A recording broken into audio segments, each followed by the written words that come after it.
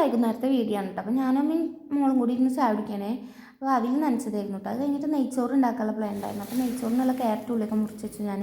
പിന്നെ നെയ്യ് ഒഴിച്ച് അണ്ടിപ്പരിപ്പ് മുന്തിരി ഉള്ളിയൊക്കെ വറുത്തെടുത്തു കേട്ടോ. നിങ്ങൾ ഈ പുകയില്ലാത്ത അടുപ്പിൻ്റെ ഈ സ്റ്റീലിൻ്റെ മുകളിൽ ഇങ്ങനെ കറ വരുന്നതിന് എന്താ ചെയ്യുക? ഞങ്ങളത് തീരെ പോകണില്ല. പോകുമ്പോൾ കമിച്ചാക്കിയിട്ട് ഒഴുതിയാൽ പോകും. പക്ഷെ അവിടെ ഇങ്ങനെ ഒരു പാട് വരികയാണ്. എന്താ കമൻറ്റ് ചെയ്യണം കേട്ടോ. പിന്നെ ഉള്ളിയൊക്കെ ഇട്ടിട്ട് നല്ലൊന്ന് വാട്ടിയെടുത്തിട്ട് പാകത്തിന് വെള്ളം ഒഴിച്ചു. പിന്നെ അരി കഴുകിച്ചേർന്നു കേട്ടോ. അരി വെള്ളത്തിലിട്ട് ചേർന്നത് നല്ലോണം കഴുകി ഒരു നാരങ്ങ പിഴിഞ്ഞൊഴിച്ചു. പിന്നെ അരി ഇട്ടു കേട്ടോ. പിന്നെ നല്ലോണം ഇളക്കി കൊടുത്തിട്ട് അടച്ചു വെച്ചു. അപ്പോൾ അരി വെന്തപ്പോൾ ഞങ്ങൾ നെയ്യ് ഒഴിച്ച് ദമ്മിട്ട് വെച്ചു കേട്ടോ. പിന്നെ തീക്കണലെടുത്തിട്ട് അപ്പുറത്ത് അടുപ്പിക്കാണ് കേട്ടോ വെച്ചത്. അവിടെ വെച്ചിട്ട് പിന്നെ ഞാൻ റൂമൊക്കെ ഒന്ന് വൃത്തിയാക്കാൻ പോയി, മേലൊക്കെ ഒന്ന് കഴുകാൻ പോയിട്ടോ.